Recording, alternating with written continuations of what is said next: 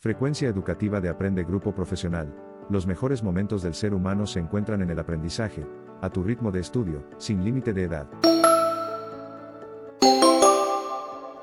Hola a todos, bienvenidos a una inmersión profunda con nosotros. Hoy nos adentramos en el mundo del entrenamiento cerebral y para guiarnos en este viaje tenemos las ideas de Ana Ibáñez, una neurocientífica y entrenadora cerebral que nos comparte herramientas increíbles para mejorar nuestras vidas. Imagínense, usar el conocimiento de nuestro propio cerebro para vivir mejor. Exactamente. Y lo que me fascina de Ana es que va más allá de la teoría. Ella nos da consejos prácticos para aplicar en nuestra vida diaria, para sentirnos mejor, tomar mejores decisiones y, en fin, alcanzar nuestro máximo potencial. Me encanta eso. Y una de las primeras cosas que me llamó la atención de su trabajo es el concepto del cerebro boicoteador. Ana explica que nuestro cerebro, por razones evolutivas, está programado para enfocarse en las amenazas. Pero ¿cómo nos afecta eso en el mundo de hoy? Bueno, pues imagínate, nuestro cerebro funciona como si todavía estuviéramos en la selva, rodeados de peligros. Entonces cualquier cosa nueva o desconocida se interpreta como una amenaza potencial y eso nos lleva al autosabotaje. En lugar de aprovechar oportunidades o intentar cosas nuevas, nos paralizamos por el miedo. Es como si nuestro propio cerebro nos estuviera poniendo trabas, ¿no? Recuerdo que Ana puso el ejemplo de un nadador que siente miedo justo antes de una competencia importante y aunque físicamente esté preparado, el miedo lo domina y puede llevarlo al fracaso. Es increíble cómo nuestra mente tiene tanto poder sobre nosotros. Totalmente. Esa respuesta de lucha o huida fue esencial para la supervivencia de nuestros antepasados. Pero hoy en día, muchas veces nos juega en contra. La clave está en aprender a reconocer esa respuesta de miedo y reprogramar nuestro cerebro para el éxito. ¿Ok? ¿Y cómo logramos eso? ¿Cómo reprogramamos nuestro cerebro? Ana propone algo súper interesante. Alimentar nuestro cerebro con recuerdos de éxito e imágenes positivas. Es como contrastar la tendencia natural del cerebro al pesimismo, con una buena dosis de optimismo y confianza. Entonces, en lugar de enfocarnos en nuestros errores y fracasos, deberíamos recordar nuestros logros y visualizar resultados positivos. Exactamente. Imagínate logrando esa meta que tanto te da miedo. Siente la emoción del éxito. Y tu cerebro empezará a creer que es posible. Puedes empezar con algo tan simple, como hacer una lista de tus logros, grandes y pequeños, para recordarte a ti mismo de lo que eres capaz. Me encanta la idea. Y hablando de superar miedos, Ana también usa su experiencia como piloto de helicóptero para ilustrar cómo podemos atravesar el miedo, en lugar de intentar vencerlo. ¿Puedes explicarnos esa diferencia? Claro que sí. Lo que Ana nos dice es que no se trata de eliminar el miedo por completo, porque eso es prácticamente imposible. En cambio, se trata de aprender a gestionarlo, a familiarizarnos con él y utilizarlo a nuestro favor. O sea que en lugar de evitar las situaciones que nos dan miedo, deberíamos exponernos a ellas gradualmente, ¿no? Exacto. Y al hacerlo, experimentamos las recompensas neuroquímicas que vienen con la superación. Ana lo explica con la química del cerebro. La adrenalina nos pone en alerta, la acetilcolina nos ayuda a enfocarnos y la dopamina, que es el neurotransmisor del placer, nos recompensa por haber superado el desafío. Es fascinante cómo nuestro cerebro nos ayuda a superar nuestros propios límites. Recuerdo una frase de Ana que me impactó mucho. El miedo no se vence, sino que el miedo se traspasa. Es una forma muy poética de decir que no debemos dejar que el miedo nos paralice. Totalmente. Y lo que es aún más interesante es que al exponernos al miedo y a los desafíos, nuestro cerebro se vuelve más plástico, más adaptable y capaz de aprender. Hablando de aprender, mencionaste acetilcolina, que nos ayuda a enfocarnos. Y justo aquí tengo una pregunta de uno de nuestros oyentes. Juan nos pregunta, ¿cómo podemos mejorar nuestra concentración en un mundo lleno de distracciones? Excelente pregunta. Ana nos explica que nuestro cerebro se está reprogramando constantemente en respuesta al entorno. Y en un mundo tan hiperestimulante como el nuestro, lleno de información y distracciones, nuestro cerebro se ha acostumbrado a la multitarea. Por eso cuando intentamos concentrarnos en una sola cosa, nos cuesta tanto. Entonces, ¿es posible crear nuestra propia burbuja de concentración? Claro que sí. Ana nos da algunos consejos muy útiles. Por ejemplo, recomienda realizar actividades que promuevan la calma antes de comenzar a concentrarnos, como dar un paseo por la naturaleza, escuchar música relajante o incluso hacer una breve sesión de ejercicio intenso. Y después de relajarnos, ¿cómo hacemos la transición hacia el modo de enfoque? Para eso Ana sugiere utilizar música energizante. Puede parecer contradictorio, pero la concentración requiere un equilibrio entre la calma y la energía. Entiendo. Necesitamos la calma para quitar la mente y la energía para mantenernos enfocados. ¿Y qué más podemos hacer para fortalecer nuestra concentración? Ana recomienda usar un elemento sensorial constante para señalar el tiempo de concentración. Ella, por ejemplo, usa una vela con un aroma particular Al encenderla, cada vez que va a concentrarse, su cerebro asocia ese aroma con el estado de enfoque. Es como un pequeño ritual que nos ayuda a entrar en la zona de concentración. ¿Y qué hay de los ejercicios mentales? Ana recomienda alguno en particular. Sí. Uno de los ejercicios que me parece más interesante es el de nombrar objetos. Simplemente miras a tu alrededor e identificas los objetos que ves, diciéndolos en voz alta o mentalmente. Parece muy sencillo, ¿verdad? Sí. Parece algo que cualquiera puede hacer. ¿Y qué beneficios tiene este ejercicio? Pues aunque parezca simple, este ejercicio entrena la atención selectiva, que es la capacidad de nuestro cerebro de filtrar la información irrelevante y concentrarse en lo que es importante en ese momento. Impresionante. Y ahora pasemos a un tema que preocupa a muchos, la ansiedad. Ana nos ofrece una perspectiva muy interesante, al describirla como un mecanismo cerebral, una historia que nuestro cerebro nos cuenta, muchas veces sin una base real. Exacto. La ansiedad es una respuesta natural de nuestro cerebro ante el peligro. Pero a veces esa respuesta se dispara, aunque no haya un peligro real. Y esto puede ser muy debilitante. Ana utiliza una analogía muy interesante con las estrellas. Así como las estrellas siempre están ahí, pero solo las vemos de noche. Nuestro subconsciente está continuamente alimentando nuestros pensamientos y acciones, incluso cuando no somos conscientes de ello. Y esta es la clave para comprender la ansiedad, reconocer que gran parte de ella proviene de nuestro subconsciente, de miedos y traumas pasados, que hemos almacenado en lo más profundo de nuestra mente, y que sin darnos cuenta están influyendo en nuestra percepción del presente. Entonces, ¿cómo podemos calmar esa tormenta de ansiedad? ¿Cómo podemos desenmascararla y liberarnos de su control? Ana nos propone varias técnicas muy interesantes, pero una de las más básicas y efectivas es la respiración abdominal, al respirar profundamente, con exhalaciones más largas que las inhalaciones. Enviamos una señal de calma a nuestro sistema nervioso. Es increíble cómo algo tan simple como la respiración puede tener un impacto tan profundo en nuestro estado mental. Sí, y es porque la respiración está conectada directamente con nuestro sistema nervioso autónomo, el que regula funciones vitales, como la frecuencia cardíaca y la respuesta al estrés. Ana también hace hincapié en la importancia de la empatía.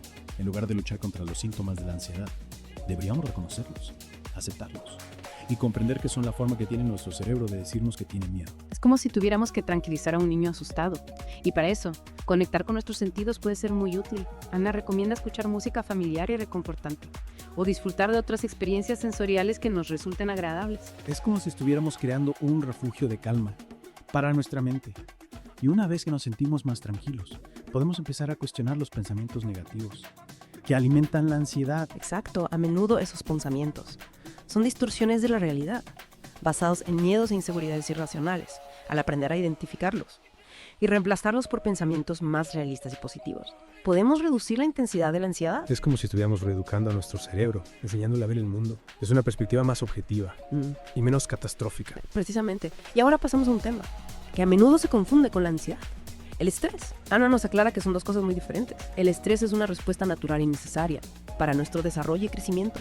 Es lo que nos impulsa a superarlos. Sin embargo, el estrés se convierte en un problema cuando es crónico, cuando se prolonga en el tiempo sin darnos un respiro. Es entonces cuando puede dar lugar a la ansiedad. Exactamente.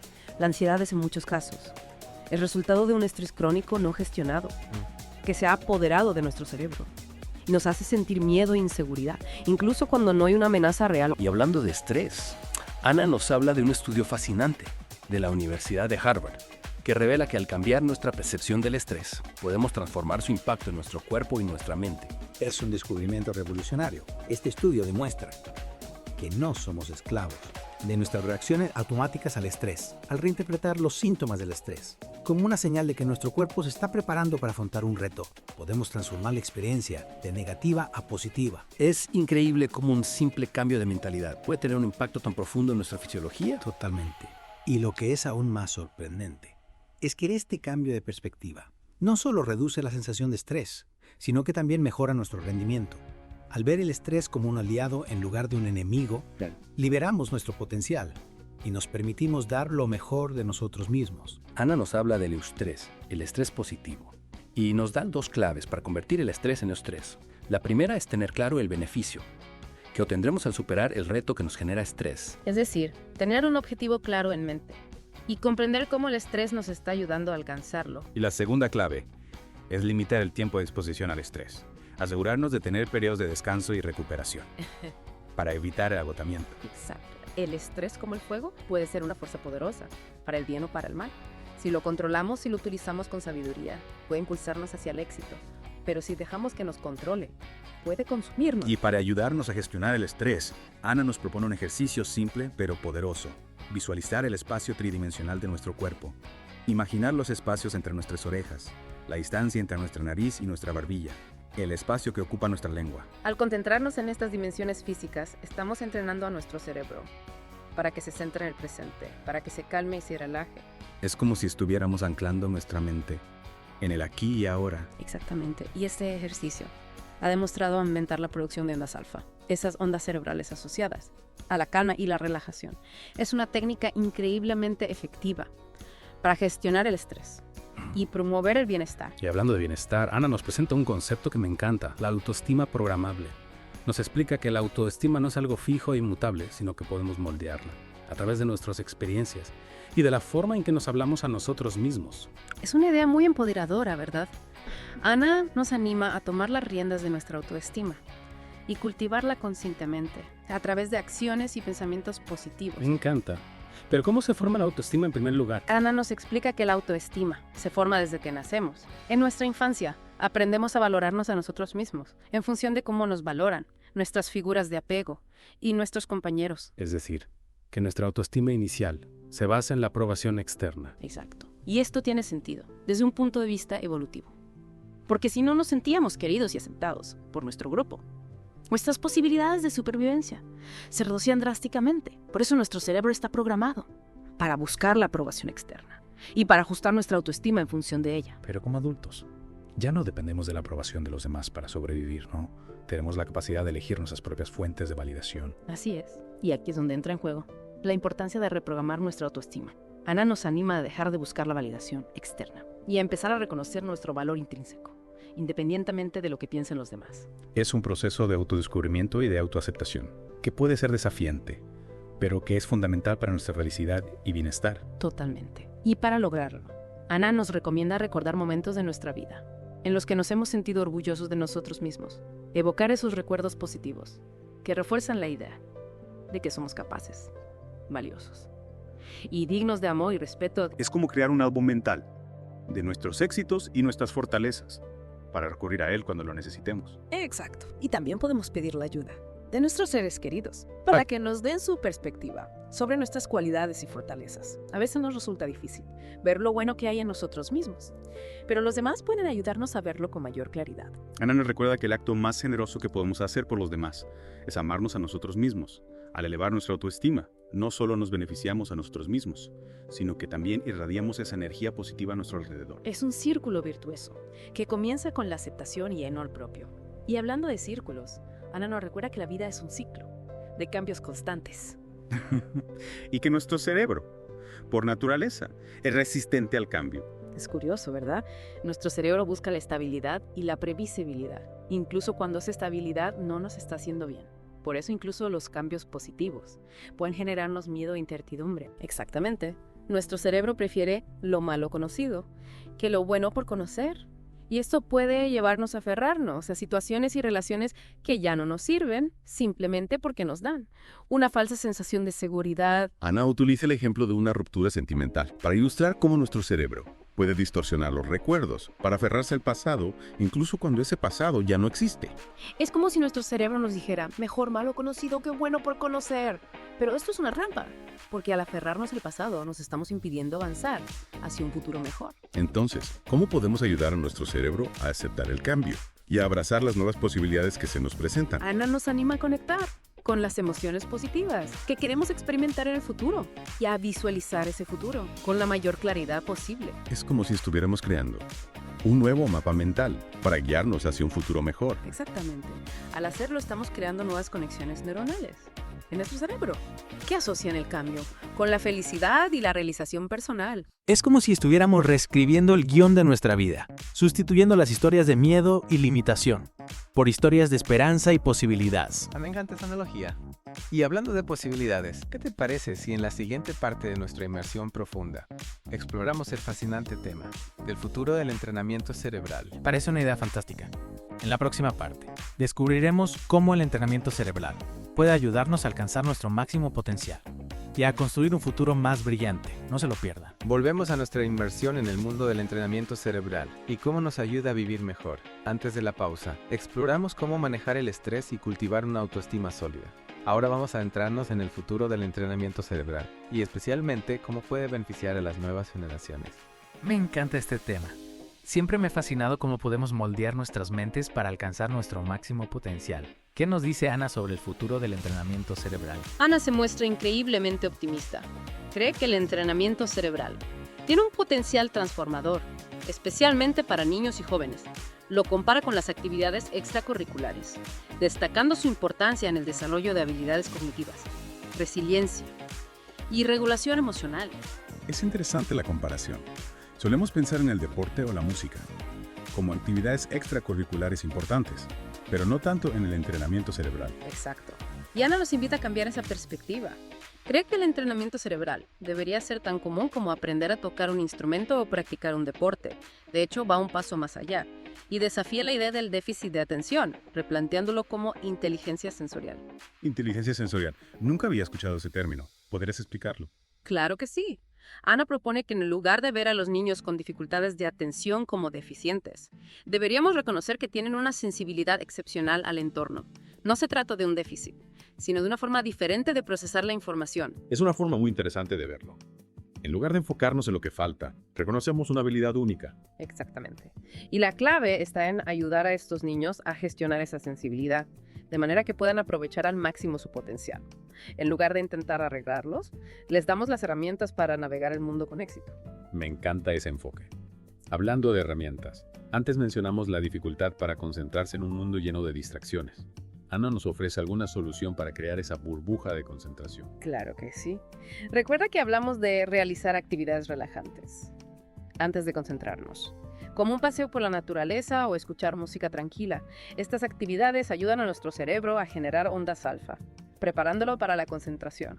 Sí, recuerdo que después de la relajación, recomendaba usar música energizante para activar las áreas del cerebro encargadas del enfoque. Exacto. Y otro consejo que nos dio fue usar un elemento sensorial constante para señalar el tiempo de concentración. Ana, por ejemplo, usa una vela aromática. Al encenderla cada vez que se concentra, su cerebro asocia el aroma con el estado de enfoque. Es como un pequeño ritual que ayuda a la mente a entrar en modo concentración. ¿Algún otro consejo para mejorar el enfoque? Sí, recordarás el ejercicio de nombrar objetos. Simplemente observamos nuestro entorno e identificamos los objetos que vemos, nombrándolos en voz alta o mentalmente. Este ejercicio es simple. Entrena la atención selectiva, la capacidad del cerebro para filtrar información irrelevante y concentrarse en lo importante. Me encanta la simplicidad y efectividad de este ejercicio. Es algo que cualquiera puede hacer en cualquier momento y lugar. Y hablando de cosas que todos experimentamos, volvamos al tema de la ansiedad. Ana la describió como un mecanismo cerebral, una historia que nuestro cerebro nos cuenta. Es una metáfora muy acertada. La ansiedad, aunque se sienta real, a menudo se basa en miedos irracionales.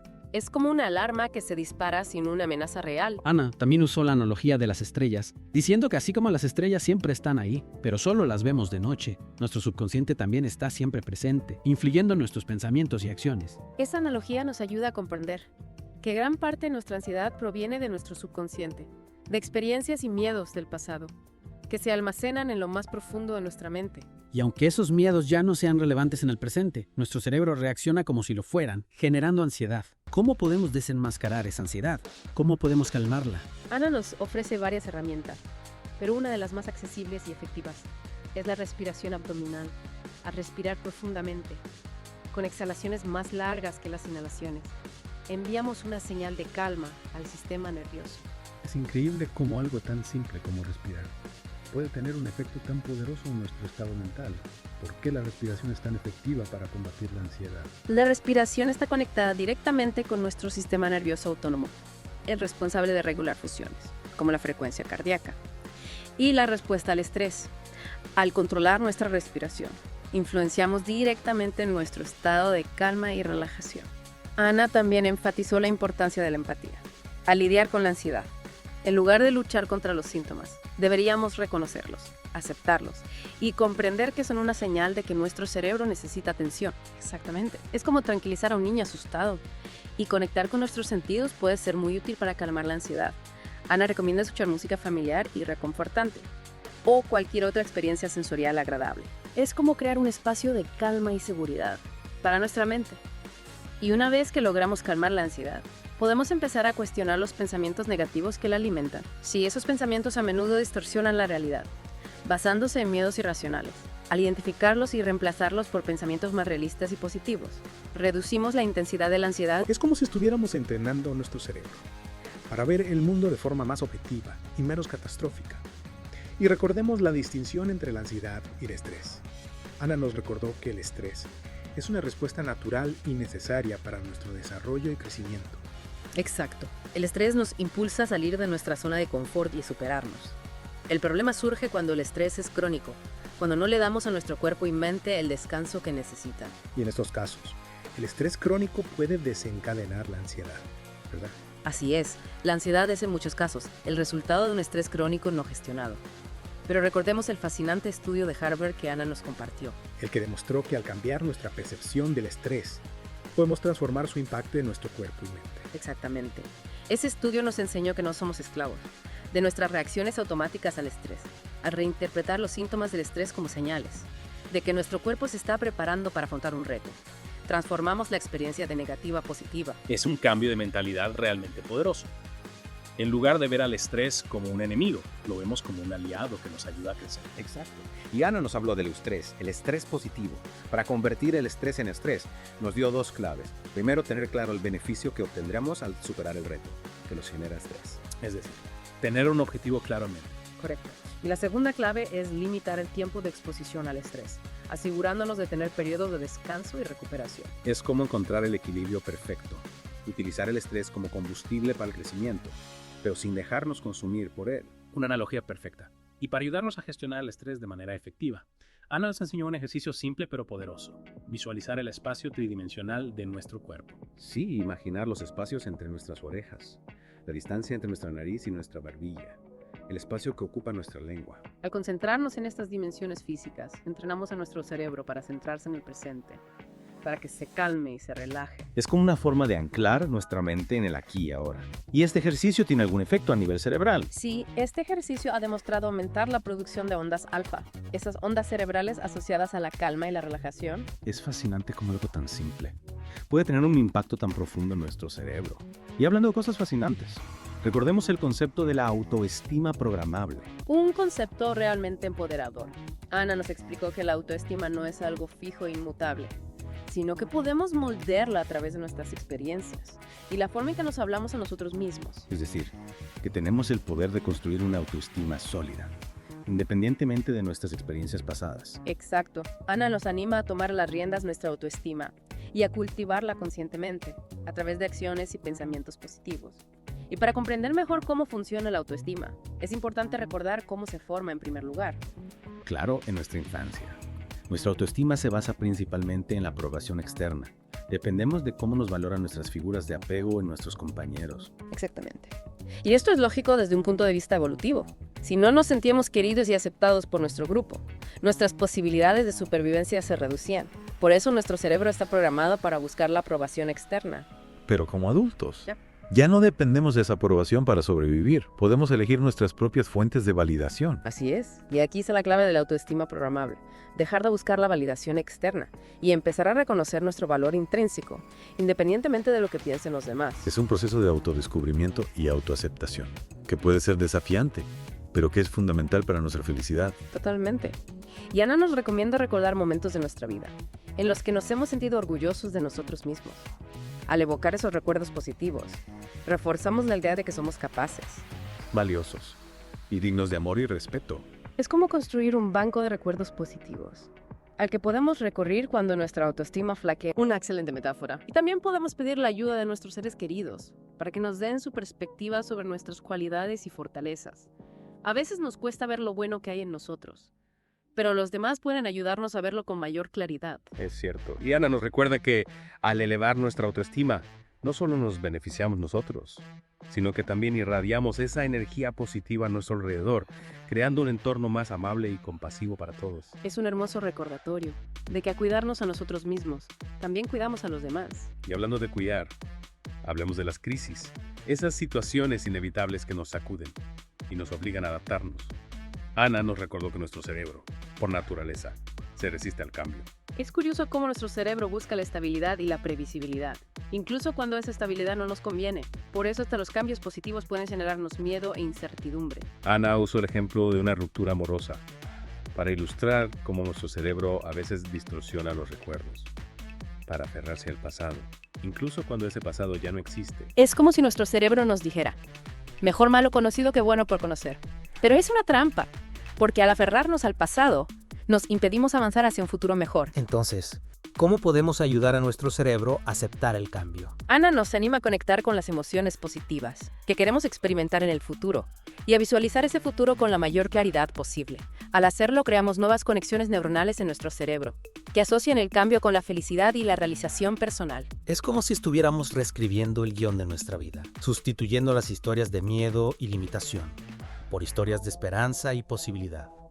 Y hablando de posibilidades, ¿qué nos espera en la última parte de nuestra inmersión profunda? En la última parte, exploraremos el fascinante mundo del entrenamiento cerebral y su potencial para ayudarnos a alcanzar nuestro máximo potencial. No te lo pierdas. Llegamos a la parte final de nuestra inmersión en el entrenamiento cerebral. ¿Listos para descubrir cómo podemos convertirnos en los arquitectos de nuestra propia mente? Lista para absorber todo. En las partes anteriores, hablamos de cómo nuestro cerebro puede ser nuestro mejor aliado o nuestro peor enemigo.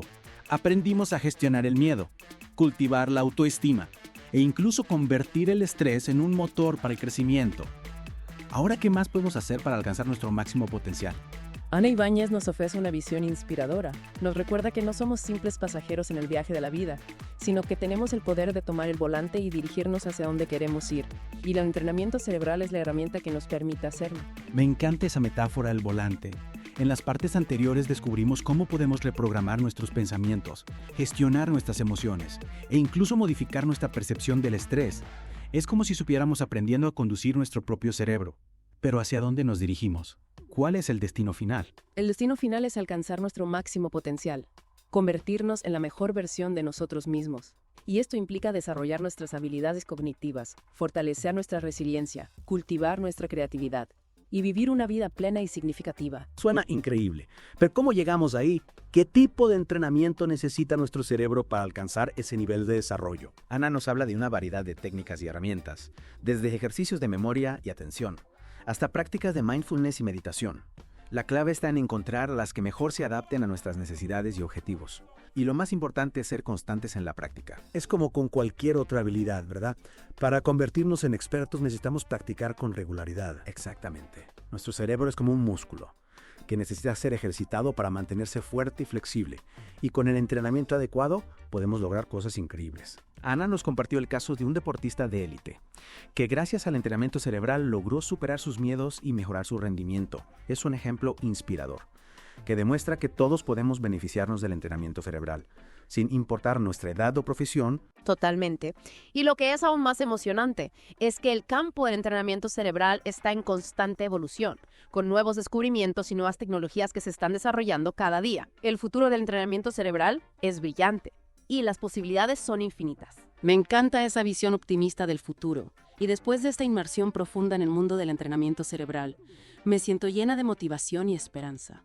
Es increíble pensar que tenemos el poder de moldear nuestra propia mente y construir una vida mejor. Es un mensaje poderoso, ¿verdad? No somos simples producto de nuestra genética o nuestras circunstancias. Tenemos la capacidad de elegir cómo pensamos, cómo sentimos y cómo actuamos. Y con el entrenamiento adecuado, podemos convertirnos en los arquitectos de nuestra propia mente y de nuestro propio destino. Y para todos aquellos que nos escuchan, les dejamos una pregunta para reflexionar. ¿Qué pequeño paso pueden dar hoy mismo para aplicar alguna de las técnicas de entrenamiento cerebral que hemos explorado? Recuerden, incluso los cambios más pequeños pueden tener un impacto significativo en su vida. Hasta la próxima. Frecuencia educativa de Aprende Grupo Profesional. Los mejores momentos del ser humano se encuentran en el aprendizaje, a tu ritmo de estudio, sin límite de edad.